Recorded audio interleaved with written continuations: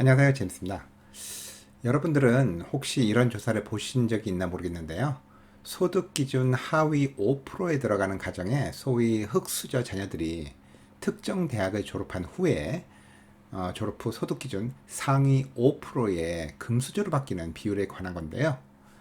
뉴욕타임즈에서 수백만 명의 개인 소득 자료를 갖고 연구를 한 자료랍니다.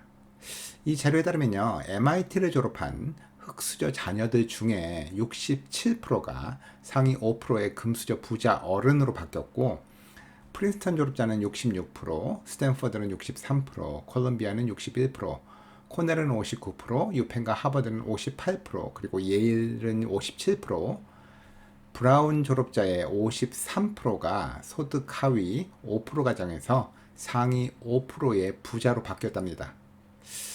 사실 이런 이유가 아니더라도 아이비리그 대학은 비단 미국 내 학생들 뿐만이 아니라 전 세계 많은 학생들이 가고 싶어하는 꿈의 대학이기도 하죠. 그러나 대부분의 아이비리그 대학들의 합격률이 10% 미만인 상황에서 이러한 대학들 중 하나에 합격한 학생들은요, 뛰어난 성적은 물론이고 의미 있는 과외 활동도 열심히 했으면 물론 지원서 역시 잘 썼을 겁니다. 그러나 성공적인 알비리그의 지원서는요, 몇 달 남짓 동안 이루어지는 어플리케이션 작업 기간에만 만들어지는 것은 아니죠. 사실 저희 사무실에 오거나 이메일로 문의하시는 학생들 중 많은 학생들은 아이비리그 대학에 입학하기를 희망합니다. 그러나 학생들이 가지고 온 그동안의 성적표나 과외 활동 등을 검토해 봤을 때 아무리 좋은 에세이와 어플리케이션 작업을 한다고 해도 도저히 합격 가능성이 없을 것 같은 학생들도 있죠. 왜냐하면 어플리케이션 작업은 지난날에 학생이 열심히 노력한 결과를 보다 더 효과적으로 돋보이게 만드는 작업이지 전혀 없는 걸 거짓으로 지어내는 작업은 아니기 때문입니다. 하지만 안타까운 건요, 아예 능력이 없는 경우야 그렇다 치더라도 어떤 학생들은 충분한 능력이 있음에도 방향을 잘못 잡거나 준비를 제대로 못해서 본인의 꿈을 접어야 하는 경우일 것 같습니다. 오늘은 제 방송을 보시는 분들 중에서 아이비리그 대학을 꿈꾸는 중학생이나 고등학생들이 계시다면 이러한 대학을 가기 위해서 어떤 준비를 해야 하는지에 대한 팁을 드리는 시간을 갖도록 하겠습니다. 입시 상담을 해주시는 어떤 분들께서는 아이비 대학에서는 중학교 성적도 본다고 말씀하시는 분들도 계시지만 뭐 꼭 그렇지는 않습니다. 사실 입시 사정관들은 9학년 때부터 12학년 때까지의 고등학교 때의 성적과 성취에 관심이 있지 학생이 7학년 때 무슨 상을 탔는지 8학년 때 성적이 어땠는지 별 관심을 두지는 않습니다. 그렇지만 9학년 때의 우수한 성적이나 각종 대회에서의 성취가 중학교 때의 기반이 없이 갑자기 나오지는 않겠죠. 학업 성취의 측면에서 좀 더 자세히 말씀드리면은 중학교 때 수학은 선행반 코스를 들어야 고등학교 때 최소한 칼큘러스를 마칠 수가 있을 겁니다. 또한 가능한 빨리 외국어 수업을 시작하고 그 과목을 지속적으로 공부해서 고등학교 때 AP 과정이나 커뮤니티 컬리지에서 제공하는 듀얼 프로그램을 마치시는 것이 좋습니다. 좀 더 치열하게 들어가면요, 외국어에 있어서도 특수 언어 또는 다국어, 수학은 11학년 때까지 칼큘러스 BC까지 마치는 게 좋죠. 수학과 외국어에 있어서의 최소한 성취 없이는 IB 입학의 기회는 점점 더 희박해질 수밖에 없습니다. 중학교 때부터 대입 준비를 언급한다는 것이 너무 극성맞고 이른 것처럼 들릴 수는 있지만요. 빨리 준비를 시작한다는 것은 무조건 일찍부터 공부하라고 쪼인다라는 게 아니고 미리 목표를 설정하고 여러 가지 다른 전략을 세울 수 있다라는 점에서 성공적인 IB 대학 입학의 합격에 상당한 도움이 될 수가 있습니다. 중학교 때 있어서 클럽이나 과외 활동은 자신이 정말 재밌어 하는 게 무엇인지를 탐색해서 찾아내는 시기로 활용하여야 하실 겁니다. 이렇게 발견된 여러분들의 과외 활동은 고등학교에 가서는 좀 더 구체적이고 그 조직을 끌어갈 수 있는 포지션을 갖고 리더십을 개발하는 데 중점을 두어야 하겠죠. 연극부가 좋은지, 육상부가 좋은지, 토론반이 좋은지, 오케스트라가 좋은지 알아낸 후에 9학년 때부터 활동을 해야 10학년 때부터는 집행부로서 리더십을 보일 수가 있기 때문입니다. 11학년이 되어서야 흥미를 느끼는 활동이 생겨갖고는요. 여러분들의 헌신이나 열정을 보여주기에 시간이 턱없이 부족하기 때문입니다. 아이비 대학들의 입시 사정관들, 아니 30위권 내의 사립대학들의 입시 사정관들이 입시 원서 패키지에서 가장 비중 있게 보는 것은 고등학교 성적표입니다. 에이, 우리 아이는 올 A니까 걱정 없겠네 라고 생각하시는 분들이 많으셔서 참고로 말씀을 드리면요. 입시 사정관들이 주목하는 것은 성적표의 숫자가 아닌 수업들, 즉 커리큘럼의 내용과 주요 과목들의 성취입니다. 다시 말씀드리면 대학에 와서 하게 될 수업을 무리 없이 따라갈 수 있음을 보여줄 수 있도록 대학 수업 정도 수준의 과목들을 많이 그리고 좋은 점수를 받아야 한다는 말이죠. AP 칼큘러스와 스택 중에 하나를 골라야 한다면 AP 칼큘러스를 들어야 되고요. AP 칼큘러스 AB와 AP 칼큘러스 BC가 옵션이라면 칼큘러스 BC를 듣는 게 나은 평가를 받는다는 말입니다. 만약에 12학년 때 외국어와 디베이트 중 무엇을 들어야 하냐고 묻는다면 당연히 외국어입니다. 물론 여러분들이 좋은 성적을 받을 능력이 있다라는 전제하에서 말이죠. 가끔 제가 이렇게 AP의 중요성에 대해서 말씀을 드리면요. 또 어떤 분들은 너무 극단적으로 가셔갖고 무조건 AP를 많이 들어야 된다고 그래야 좋은 대학에 간다고 잘못 이해하시는 분들도 계시는데요. 아무리 IB 대학들이라 하더라도 여러분들이 11학년 때 AP를 7개씩 들으리라고 절대 예상하지도 기대하지도 않습니다. 오히려 그렇게 6개든 7개씩 듣다가 점 나와서 망치거나 체력이 방전돼서 의욕 자체가 떨어지는 게 더 큰일일 것입니다. 3개든 4개든 할 수 있는 만큼만 듣되 영어, 수학, 과학 같은 핵심 과목에 집중하는 것이 현명한 방법이죠. AP Psychology, AP Stack, AP Music Theory 같은 과목들도 좋지만 대학에서는 그 과목들을 AP Literature나 AP Physics와 똑같은 비중으로 보지는 않는다는 걸 알아두셔야 합니다. 또한 AP나 IB를 계속 강조해 왔지만 IB 클래스를 제공하는 학교들은 아주 적은 편이고요. 미국 같은 경우는 AP 과목들도 도시의 대형 학교들에 집중되어서 개설이 많이 되어 있지 시골의 작은 학교에는 거의 없는 현실을 대학들도 잘 알고 있습니다. 따라서 이러한 과목들에 대한 기회가 없는 경우에는 커뮤니티 칼리지에서 제공하는 과목을 듣는다든가 온라인 과목 등으로 대체하셔도 대학은 충분히 학생의 상황과 노력을 이해할 것입니다.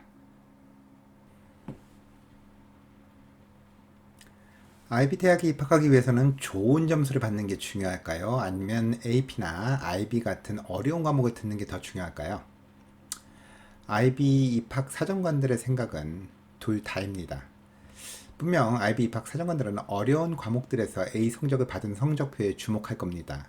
또한 전 세계의 다양한 학교에서 온 성적표를 비교해야 되기 때문에 A라고 해도 같은 무게의 A인지에 대해서 확인하려고 들 것입니다. 사실 IB 대학들에 합격하기 위해서는 올 A여야만 한다는 말은 꼭 사실은 아닙니다. IB 대학들 합격자들의 unweighted GPA는 3.8 이상입니다. 물론 대부분이 3.9에서 4.0 사이였지만요. 다시 말해서 즉 드문드문 B가 있어도 가능하단 말이죠. 어떤 학생들을 보면 올 A에 대한 스트레스가 커서 서플리먼탈 에세이에 왜 10학년 성적표에 B가 있었는지에 대해서 설명을 하는 경우가 있습니다만 이건 뭐 그다지 권고하고 싶은 생각은 아닙니다. 물론 9학년 때나 10학년 때 한때 안 좋은 성적으로 인해서 이에 대해서 설명해야 하는 경우가 있죠. 아주 특별한 재능이 있거나 성적 시스템이 다른 외국이나 다른 지역에서 전학 와서 성적이 제대로 반영되지 못한 경우 또는 도저히 A를 받을 수 없는 어쩔 수 없는 상황 같은 경우에는 아마도 설명이 필요하겠습니다만 그저 올 A가 아니었다는 이유만으로 다른 설명을 덧붙일 필요는 없습니다. Extra Curricular Activities, 즉 과외 활동의 종류는 수백 가지가 넘을 수가 있겠지만요. 어떤 것을 하느냐 하는 것보다는 여러분이 선택한 그 활동에 얼마나 많은 열정을 가지고 깊게 참여했는가 하는 것이 더 중요합니다. 다시 말해서 얼마나 많이보다는 얼마나 깊게가 더 중요하다는 말입니다. 예를 들어서 어떤 학생이 테니스부에서 1년 정도 하다가 연극부에서 또 한 학기 하다가 방송부에서 1년, 토론부에서 1년 이런 식으로 과외 활동을 했다면요. 참 호기심이 많은 학생이다라고 보이기보다는 끈기 없는 학생으로 보일 게 분명합니다.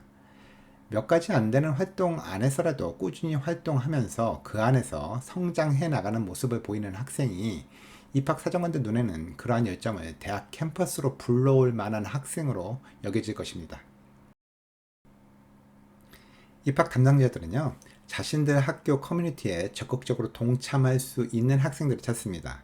다시 말해서 입학 후에 학교 일에 주도적으로 관심을 갖고 참여할 학생들을 원한다라는 말이죠. 이런 것들을 보여줄 수 있는 방법 중에 하나가 커뮤니티 서비스라고 불리는 지역 봉사 활동인데요. 뭐 어떤 정해진 시간이 있는 것은 아닙니다. 다시 말씀드려서 1000시간 봉사 활동을 한 학생이 300시간 봉사 활동을 한 학생보다 월등히 입학에 유리한 고지에 섰다고 말하기는 어렵다라는 말입니다. 대신에 여러분이 하고 있는 또는 하려고 하는 봉사 활동이 여러분 자신에게 의미가 있고 여러분이 사는 지역에 진정한 변화를 가져올 수 있는 활동인지를 다시 한번 확인해 보시기 바라겠습니다. 이러한 경험들과 정리된 생각들은 나중에 대입 원서 작성 시 서플리멘탈 에세이들의 내용들로도 쓰여질 수가 있겠죠. 캘리포니아주의 UC 대학들이 더 이상 SAT나 ACT를 보지 않기로 하고요. 워싱턴주도 앞으로 SAT 시험을 입시에 반영하지 않기로 결정을 했지만 아이비를 비롯한 탑 컬리지들의 반응을 짐작하기에는 아직 이른 감이 있습니다. 또한 코비드-19의 영향으로 대부분의 학교들이 테스트 옵셔널 정책을 사용해서 SAT나 ACT 성적을 제출하지 않아도 일시적으로 반영하지 않기로 한 작년과 올해 입시에서조차 사실 합격자들의 비율을 보면요. 합격자들 중 테스트 성적 제출 지원자들의 수가 훨씬 많았음을 볼 때 수학 능력을 검증할 수 있는 다른 장치가 있지 않는 이상 SAT든 ACT든 지원자들의 수학 능력을 입증할 수 있는 자료는 많으면 많을수록 좋을 수밖에 없겠습니다. 사실 대입 원서 준비를 하다 보면요. 커먼 어플리케이션에 있는 에세이에 모든 노력을 쏟게 되고 그러다 보면 커먼 앱에 있는 에세이만 끝내도 다한 느낌이 들기 마련입니다. 그러나 모든 아이비리그 대학들은 자신 학교만의 서플리멘탈 에세이를 요구하고 있는데요. 절대로 이 서플리멘탈 에세이란 이름 때문에 이 서플리멘탈 에세이의 중요성을 과소평가하지 마시기 바랍니다. 서플리멘탈 에세이에 온 정성을 쏟아야 하는 하나의 이유를 들자면요. 커먼 에세이에 비해서 서플리멘탈 에세이는 여러분이 왜 특정 아이비 대학에 지원하게 되었는지에 대해서 설명할 기회가 더 많기 때문입니다. 일례로 예일대학 입학 담당관의 말에 따르면요. 예일대학은 단순히 우수한 학생을 찾는 게 아니라 진정으로 예일에 대한 열정이 있고 예일에서 공부하고 싶은 특별한 이유가 있는 우수한 학생을 원한다 라고 이야기를 하고 있습니다. 만약 여러분이 써내신 서플리멘트 에세이의 대답이 일반적이고 여러 학교에 같이 사용할 만하게 보편적이라면 입학에서 그리 좋은 점수를 얻지는 못할 겁니다. 유능한 플레이보이들은요, 비록 여러 여자를 동시에 만나고 있어도 눈앞에 있는 사람만 사랑하는 듯한 연기를 기가 막히게 한다고 합니다. 여러분이 상대하는 여자는요, 아이비리그 대학들입니다. 철저히 조사하셔서 구체적으로 쓰시기 바랍니다. 서플리멘탈 에세이는 여러분들이 원하는 특정 대학에 여러분의 관심을 보여주는 최고의 수단이 될 수가 있기 때문입니다. 아이비 대학들은 일반적으로 보통 인터뷰를 요구하는데요. 인터뷰는 대개 여러분들이 지원하신 대학의 동문들이 하게 됩니다. 솔직히 인터뷰가 여러분들 지원서의 가장 중요한 부분이라고는 말할 수는 없겠지만 분명 차이를 만들어낼 수는 있습니다. 여러분이 인터뷰에 나가셔서 그 학교에 지원한 이유와 관심사에 대해서 물었을 때 사전 준비 없이 즉흥적인 대답을 하시면요. 분명 여러분 지원서에 신뢰도에 손상이 가게 되어 있습니다. 인터뷰를 나온 그 대학 동문은요. 여러분이 지원하신 그 지원서 내용을 사전에 받아서 이미 알고 있는 상태이기 때문에 인터뷰에서 다른 대답을 하시면은 분명 지원서에 진실된 내용이 적히지 않았다고 판단하기 때문이죠. 여러분들도 아마 예의 바르면서도 개성 있는 모습으로 보여지고 싶으실 겁니다. 사실 일반적으로 아이비리그 대학들의 인터뷰는요, 어렵지 않은 상당히 친근한 분위기에서 이루어지게 됩니다. 인터뷰를 나온 그 대학 동문들의 눈에는요, 후배가 될지도 모르는 긴장한 어린 학생의 모습이 귀엽기도 하고 한편으로는 조금 안쓰럽기도 해서 대개는 속으로 잘해라 하고 응원하는 마음입니다. 그렇지만 아무리 편하게 진행되는 인터뷰라고 할지라도 준비를 해 나가시는 게 좋습니다. 일반적으로 예상되는 질문에 대한 대답을 준비하고요. 전형적으로 나타나는 인터뷰 실수를 피하는 등 최소한의 준비는 해가는 것이 성공적인 인터뷰를 위한 준비된 자세인 것입니다. 하버드, 프린스턴, 그리고 예일은요, 싱글 초이스 얼리 액션 프로그램을 하고 있고요. 브라운, 콜롬비아, 코넬, 다트머스, 그리고 유펜은 얼리 디시전 프로그램을 하고 있습니다. 모든 프로그램이 단 한 학교만 지원할 수 있습니다만 얼리 디시전의 경우에는 만약 합격을 하신다면 반드시 그 학교에 입학해야 하는 제약이 걸려 있죠. 따라서 여러분이 선택한 특정 IB 대학이 100% 확실한 나의 1순위 대학이다 라는 확신이 없다면 early decision은 피하시는 게 좋습니다. 그러나 early action의 경우에는 나중에 여러분들의 마음이 바뀌어도 다른 기회가 있기 때문에 학교에 대한 100% 확신이 없어도 지원하시는 데는 문제가 없겠습니다. 만약 여러분께서 GPA나 SAT나 ACT 성적, essay, extracurricular 등이 합격선에 있다면은 early에 지원하시는 것이 합격 가능성을 높이는 가장 효과적인 방법이 되겠습니다.